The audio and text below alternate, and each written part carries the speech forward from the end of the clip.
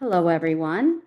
Thank you for joining us for today's ANM Pathways webinar, The Future of Wi-Fi. My name is Amanda Deshuk. At the end of today's session, I'll share details on our next webinar with Phil Galinsky, SASE Simplified Secure Access for a Borderless Enterprise. Before we dive in, I'd like to cover a few housekeeping items. Today's webinar is being recorded. We'll send you the link after the session so you can rewatch the content or share it with your colleagues. We encourage your questions and comments throughout the webinar. Please use the Q&A box at the bottom of your screen. We can also introduce you guys if you would like to come off mute. And for now, I'd like to introduce today's presenter, Beau Mathews, Solution Architect at ANM. With that, I'll turn it over to our speaker, Beau. The floor is yours. Right on. Thank you, Amanda. Good morning, everybody. Just want to say thank you again for joining us today to talk about Wi-Fi. So my presentation, Future of Wi-Fi. What we're going to talk about today is essentially just a couple of really important things that we've been having great conversations with clients about. So we're going to look at the impact and growth of wireless devices. We're going to go over past, present, and future wireless standards. And then we're going to talk about some design considerations on modern wireless, and then we'll move to wireless security. Before we get rolling, just a little bit about me. So I've been with ANM a little over 4 years now. I started as a service delivery engineer at ANM, and then I moved over to our pre-sales design practice at the beginning of the year. The entire time I've been at ANM, I've specialized in route switch, firewall, and wireless, and I do support our pre-sales wireless practice here in Colorado as well as in Wyoming. Okay, so what are some of the wireless challenges that we're facing in 2025? Well, 22.2 billion wireless devices in the world accounted for in 2024, right? Going up in 2025. 258 million smartphones in 2023 in America, and over 15% of US adults only use their smartphones to access the internet. And the IoT device, space, I would say, is just exploding. We're looking at increasing to potentially 40 billion of them by 2030. And because of that, right, the throughput requirements have really increased, right? Increased density means more bandwidth, and wireless is a shared medium, right? It's a half duplex shared medium. So faster bandwidth helps all devices that are connected to our network, and more devices are just accessing data wirelessly instead of wired connections. And then from a security perspective, right, headless/IoT devices are increasing. And I like to look at IoT devices as things that were built for a purpose, but that purpose is not security, right? So we have to kind of be careful with, kind of how we secure those devices on our network. And we'll go through that in this presentation here, but it's just something that is important to remember, right? More devices means more attack vectors. We've increased that threat surface overall because we're onboarding so many more devices. And device authentication is just different on wireless than it is on the wires. So, and again, like I said, we'll talk about that as we get going because it definitely is important. Okay, so let's look at kind of where we've been, and then we'll talk about where we're going, right, from a standards perspective. So back in 2013, we got Wi-Fi 5, which was a huge deal because we introduced the utilization of the 5 gigahertz band, right? Before that, we only had the 2.4 gigahertz band. And that allowed us to have a maximum throughput of about 3.5 gigs per second. And we also gained multiple input, multiple output functionality. Fast forward to 2019, we got Wi-Fi 6, which increased that throughput to 9.6 gigs. We're still using 2.4 and 5 gigahertz bands on that. And then we got multiple user MIMO, or multiple input, multiple output functionality, right? We saw 40% real world speed improvement over Wi-Fi 5. And I think right now is a good time to talk about how it's a little bit confusing because sometimes folks see Wi-Fi 6 and they think, okay, we've unlocked the 6 gigahertz spectrum, and that's not true. So it's a little confusing, right, in the way they were named. We didn't get the 6 gigahertz spectrum until we got Wi-Fi 6E in 2021, right? That opened up that ability for us to utilize the 6 gigahertz band. The max throughput stayed the same, right, at about 9.6 gigs. But one of the biggest changes for 6E, on top of gaining the utilization of the 6 gigahertz spectrum, was what's called OFDMA. And that's a really special technology that we're going to talk about in this slide. So if you look at my graphic that I've got here, right, I want you to think of the road that these trucks are driving on as a channel, right? A wireless channel. And then I want you to think of the trucks as a wireless transmission, and then the boxes or the packages, right, inside of those trucks as user data. So before Wi-Fi 6E and without OFDMA, each truck carried one user's data, or each transmission carried one user's data. So if you're an Amazon Prime user, right, which I'm sure many of you are, think about that. If only your package went in one specific truck and went to your house, that's not very efficient, right?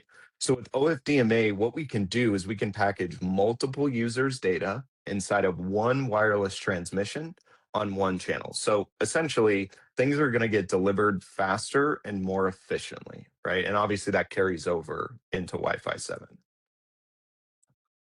Now, diving into channels a little bit more, and I'm going to expand this slide here because we're going to talk through this. So the 2.4 gigahertz, the FCC only allows us to use three non-overlapping channels, 1, 6, and 11. Now in 5 gigahertz, we have 25 non-overlapping channels between Uni 1, 2E, 2, and 3, right? And on 6 gigahertz, we have 59 non-overlapping 20 megahertz wide channels.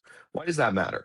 Well, if you've got more than 3 access points in your environment or on a floor plan, right, you're guaranteed to have co-channel interference in that environment on 2.4 gigahertz. And what co-channel interference is, the way I like to explain it is, imagine you're having a conversation and two people are speaking to you at the same time, and you're one person, you can't hear either of them. So when APs are interfering with each other on the same channel, well, guess what? That device that is trying to speak to them or transmit across those access points, it can't hear either of those APs. So what we do through thoughtful wireless design, not only in software but also hardware, right, is try to mitigate that by making sure kind of each AP has its own unique non-overlapping channel. So as the number of APs increase, the more channels you really need to use, right? And we've been able to get pretty good at it in the 5 gigahertz band because it's been around for so long and it was kind of that standard. But now that we have the 6 gigahertz, spectrum to utilize, right, 59 non-overlapping channels, that means we're really going to be able to increase our AP footprint in places and really mitigate co-channel interference in a much more efficient way, I would say. So that's kind of where we've been. Now let's talk about Wi-Fi 7, right? The future. So, really, when you bond channels together, right? So we're talking about, all kind of, different channels we can use. We can actually bond up to 320 megahertz. So if you think about it, you can go from 20, 40, 80, 160, 320. Well, each time you do that, you actually double the amount of bandwidth that you're capable of basically pushing on that given channel. So that bumps our theoretical speed up to 23 gigs per second on Wi-Fi 7. And then when the FCC gave us the ability to use the 6 gigahertz spectrum, they came back and said, we need to increase that security level on this band, right? We're not going to use WPA2 encryption anymore. We have to use WPA3, right? Because WPA2 has been around since 2004. So we've got to increase that. So that's a requirement, right, to use the 6 gigahertz band on Wi-Fi 7. And then another really cool feature for Wi-Fi 7 is called multiple link operation, or MLO. And if you look at my little graphic over here, and I'll try to show with my mouse, but you can see this device, this Microsoft device, is actually connected to both the 5 gigahertz and the 6 gigahertz band. So remember how I said wireless is a half duplex medium? You can only transmit or receive. Well, this is effectively full duplex for wireless, right? Because you can be connected on 5 gigahertz and 6 gigahertz at the same time, which we do expect to see a pretty significant increase for devices that are Wi-Fi 7 capable.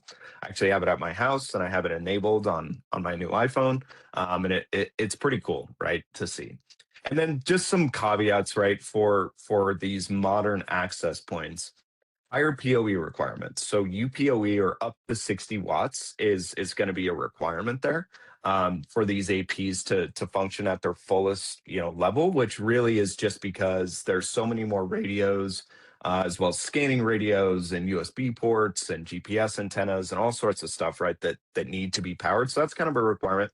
And then also, we're going to go through some different models of Wi-Fi 7 APs that are out there, but they actually have up to 10 gig or maybe even two 10 gig RJ45 jacks on them. So when you're looking at your switching backbone, if you're going to upgrade your wireless, I would recommend that you look at MGig and UPoE capable switches so that you're getting, the most out of your investment when you buy these access points. And then, on top of that, we do see some backwards compatibility issues with older devices such as, barcode scanners and IoT. I've got a really good example of that. I have a Nintendo Switch I just, upgraded to Wi-Fi 7 at my house. My wife went to go to connect that to my Wi-Fi 7 enabled SSID, and it said, the protocols on this SSID are not supported by this device. So I had to have her connect that to our IoT SSID. So that's kind of a, real world, and well, that's a kid's, game station, right? You will see that, and there are ways to, work on that with transition mode and things like that. But I just want to make sure I call that out on that. And then something, AI is kind of top of mind for everybody, right? I think it's everywhere at this point. People are really focused on it. And to me, I feel like that's really where the magic kind of starts to happen with some of these devices. So these new APs and platforms are pulling in so much more telemetry, right, into their dashboards, into their management planes. And because of that, these manufacturers are pairing all that data with large language models and AI, right, to really sort of give us a much better way to troubleshoot, right? So Wi-Fi 7 is with all the different radios and things like that, is able to pull in stuff. So if you look at over here, this is an excerpt from the MIST dashboard where it tells us all these different, they call them SLEs, right, about the network. And again, that's all being pulled in. And then AI is processing that on the back end to give us a score of where things are at. And then, of course, you can drill into these and kind of look at stuff. And then down here, you've got this is the newest RF from Meraki dashboard that's telling you co-channel interference, RF performance, RF coverage, and all that stuff. And this is all new, right? Because the hardware is now capable of doing it. And then if you take it a little bit of a step further, what we're going to drive towards is self-healing networks, right? So AI being able to identify issues and then provide root cause analysis and fixes, for us, obviously with your permission, right? But that's where I see things going from a management perspective now that the hardware is sort of on par, right, with what the capabilities are. And truthfully, what does this mean for you? Your mean time to innocence and your mean time to resolution should be cut down pretty significantly, right? Because you're able to, I guess, view this data in a much easier way, and you're able to identify issues and remediate them much quicker. And then, of course, all the manufacturers are coming out with their chatbots, so you can speak to them in common language. For instance, I did a demo for a customer with the AI assistant from Cisco where we typed in a user's name and said, what are the issues on the Wi-Fi for this user? Can you tell us? It, gave us all the stuff that was going on. And then I wrote, can you please write an email to their supervisor who is non-technical about what we're doing to fix this and how long it might take? And it was actually able to spit that out, right? So, this it's coming a long way. And I would say with the how quickly AI is maturing, that a year, maybe a year and a half from now, these will become common use, in folks' environments. And then obviously, Marvis over here on the right for Juniper. And then looking at some models, right? So Cisco 9176, they also have a 9178, but this guy's got a 10 gig RJ45 jack on it, built-in GPS, which is also another requirement for the use of the 6 gigahertz band because there's so much non-802.11 interference, that comes in that band. So you use the GPS, and that allows you to power up your AP in certain areas. It has to know exactly where it's at. So these devices have GPS built in, three 4x4 radios, as well as scanning radio, and then it asks for that full UPoE for full functionality.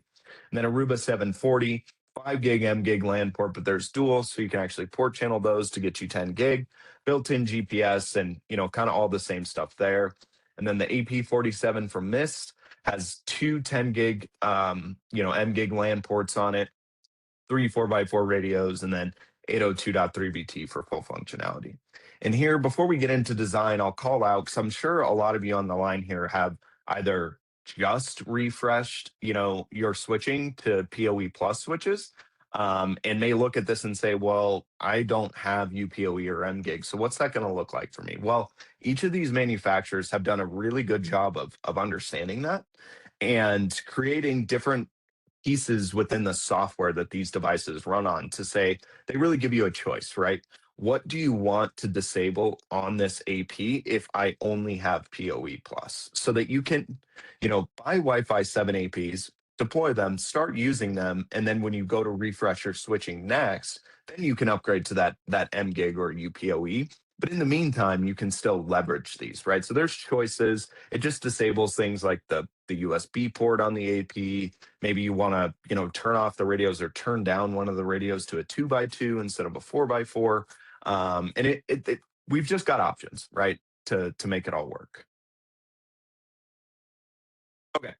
So as cool as all these different technologies and AI and everything really is, to me, we will still be designing wireless networks for a long time. And I think that's really the key to having a great wireless experience. So at A&M, we can provide sort of an end-to-end solution for that, right? Design, implement, manage, right at the end. So when we go through these wireless site designs, and if you want a predictive design, that's actually a no cost sort of value add that we provide. I would do those for you. But when we go through these, we look at your requirements, right? Do you have any real time location devices that are in use? What are your user and device counts? Do you have any unique requirements like auditoriums, high ceilings, dense areas, training rooms, stuff like that? And no longer are we just throwing APs down a hallway and calling it good, right? We're definitely moving on past that. So when we go through that design, we're going to look at different models to leverage for your environment. So that internal omnidirectional APs, that regular access point that most folks are going to be familiar with, that's best for regular office spaces and ceiling heights up to 15 to 20 feet. And there's multiple models and radio configurations to choose from there. And then if we need to sort of target a direction for signal, we can use what's called an internal directional AP. So again, that's still that one AP footprint. And we use those for higher ceilings to get signal to users and, can be mounted facing downward or horizontal to cover corridors. And then if we have our most challenging RF environments, we'll use an external antenna. So that's a two-piece sort of footprint, right? You have the AP that has a smaller antenna in it, but it's really powering the external antenna that you connect to it. And that can be directional or omnidirectional. And like I said, right, we use that for our most challenging RF environments, such as warehouses, manufacturing facilities, or for very specific RF patterns. And then just to give you sort of an idea of what the signal propagation looks like across some of these different ones, I thought this really showcased it, right? So from a 360-degree coverage perspective, that's going to be your traditional internal or external omnidirectional AP, which gives you that sort of donut effect. So between 20 to 30 yards in either direction, it's going to give you that signal coverage. And then if you use a low gain directional antenna, we typically see this for things like grandstands or bleachers at different stadiums and things like that. That gives you wide but shorter range of pointed sort of targeted signal. And then high gain is going to be that narrow and long range. So that would cover corridors, warehouse spaces, or if you wanted to point it downward and then just create a small cell or coverage cell inside of an area, you can do that with these antennas. And then just to run through kind of the different levels of surveys that we have. So the predictive, like I spoke about, where we do that as a value add, we would utilize your existing maps, we would draw walls and estimate RF attenuation. And then we would place APs, with proper antennas to model RF, and we would sort of show that to you. And then we could create a deployment plan and design for implementation at that point. Now, if you're currently having issues or you're looking to redesign your wireless network, what we'll do is we'll go out and do a passive survey. So we have an iPad, an Echo House Sidekick, which is a super powerful radio, right? That's connected to the iPad. And we measure the RF situation in real time with that device. And then we can take that data and we can either design for it, or we can look at, what are some of the areas that need improvement and things like that. And we use that either after new deployments to validate our predictive design, or we use it to identify issues and then kind of move forward into that. So that's a service. And then an active survey, this is actually called AP on a stick, where the engineer will come out with the access point model you've chosen. They'll connect it to this rolling tripod and a battery pack, and then they'll use their Echo House Sidekick they'll move it around, right? So they'll go into a room, place the AP, and then walk around and figure out what that will actually look like in real time. And that's really the most tried and true way to make sure that the design is going to work, because you're actually mocking it up, right, in real time. So we can freeze that data, and then we can look at it as at a whole to say, okay, with the actual wall types, doors closed, doors open, glass, all that good stuff, this is how it will look when we're done. And we do that when we've got really challenging, environments that we're designing for. And then just a couple of key things to remember when we're asked to do this, or we're working with you on this, is accurate maps are super important, right? So we have to set proper scale, and we have to make sure that we can get that wall material as close as possible. And CAD drawings are great if you have them. Please send them to your account manager or me, right? If you want to do this, because that allows us to do that design efficiently and also try to make it as accurate as possible. And then we also need to notate, what are those specific areas: auditoriums, C-suites, classrooms, medical areas such as X-rays or MRI spaces. And then we need to know some aesthetic requirements as well. So we work with architecture, divisions of different, corporations on this, because sometimes it doesn't make sense to put APs in certain areas, whether that's for aesthetics or because maybe it has really old, ceiling, mortar, asbestos, things like that. So we need to know all those pieces, because where the APs can actually go in real life will matter, right, when we get there. And then sort of a personal experience as to why Wi-Fi design matters. Even on my wedding day, I got married a couple months ago. Wi-Fi troubleshooting still finds me. So um, I went to request a song, right, during our reception, and the DJ came up to me and he says, "Well, I sure hope I have it saved locally, because I can't get connected to the Wi-Fi." So I just took a second and I said, well, let's take a look, right? And it turns out, he was connected to one of those carrier grade all-in-one routers on the 5 gigahertz band, and I could immediately tell that his signal strength was really low on his Mac. So I connected him to the 2.4 SSID, and then the night was able to go on, and I'm still married today. So I would call it a success, but it matters, right?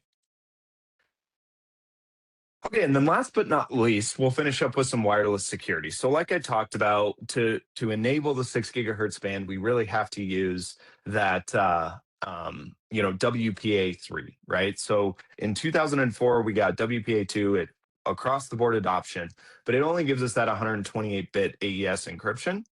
And then, when we move over to WPA3, we move up to that 256-bit. We also get simultaneous authentication of equals. We can do device-based encryption key, opportunistic wireless encryption, or OWE, which is secured or encrypted open Wi-Fi. And it was introduced in 2018. I know it says low market penetration, but I would say that's increasing fairly significantly, especially with new releases of smartphones and laptops, NICs and stuff like that. So, I would encourage you, kind of, talking about the different levels of access we have here. If you're using open, right, which is typically for that guest access, I would encourage you, if you have Wi-Fi 6E or 7 APs, to enable OWE, because it is far more secure. You're not going to pass clear text transmissions if you're accessing non-HTTPS information, right, when you're using OWE. And with pre-shared keys, kind of same thing, right? You would increase that by moving to WPA3. But as we all know, with pre-shared keys, they're simple to deploy but hard to manage at scale. Once one person has that, it's no longer secure, right? So to fix that, kind of, we've got a couple of solutions, right? So 802.1x for our users, that's our standard enterprise authentication. And we can either use username, password, or certificate based. But it is, I would recommend certificates because that's sort of a requirement for WPA3 there. And it is sometimes harder to deploy for BYOD, which we'll talk about on the next slide, some, I guess, solutions for that. And then the last thing I'll talk about with access is multiple PSK or IPSK as they call it. And what that does is we really want to make sure that we're only broadcasting no more than 4 SSIDs at a time. Because if you are broadcasting more than 4, you're actually eating up quite a bit of usable bandwidth within a channel just on beacons, right? Of essentially, showing that SSID to devices. So a way to do that is, let's say you have multiple pre-shared key SSIDs. You can bring them all into one SSID and then give different passwords to different types of devices with varying levels of access, right? So if you want your cameras or wireless cameras to connect and only have access to their server, you can do that with an IPSK, right? You set that password and then it's usable sort of subnets or VLANs that it can be on. You can define that to that password. And then let's say you have, door controllers that are wireless. You can do the exact same thing, right? Only give it access to its server. And then maybe you have something that only needs access to the internet. And you can do that all on one SSID. So it's a really cool feature, and all the manufacturers have some flavor of it. I've used it a lot to help clients out with things like that, but it's honestly a really cool addition. And then last but not least, we'll talk about sort of how can we mitigate some of those challenges that we run into with onboarding devices in general. So you know we have NAC, right, which is network access control. There's these different manufacturers that make NAC options, right? Windows Radius NPS, Cisco ICE, Meraki Access Manager, Aruba ClearPass, Juniper Mist Access Assurance, and FortiNAC. And what they all really do under the hood is onboard devices, and they can do things like dynamic VLAN assignments, so they're that intermediary right between your AP and then your resources. And they can dynamically change access based on provided credentials, right? So user certs, machine certs, usernames and passwords, and they can increase security by limiting access based on identity, which starts to hit in on those zero trust principles, right? We're giving least privileged access. And then it can also assist you with onboarding IoT devices via profiling and things like that based on MAC address and so on and so forth, right? There's kind of a large breadth of ways to leverage these, but if you do it right, it can actually be a very powerful tool. And then the last thing I'll hit on sort of right to left here is certificates. So, it's a large initial lift if you don't have an internal certificate authority. But again, I would challenge you to think about that because it is a requirement to leverage WPA3, right, as an authentication. And so certificates are definitely something, user and machine are something to definitely take a look at. And that's all I've got. Does anybody have any questions?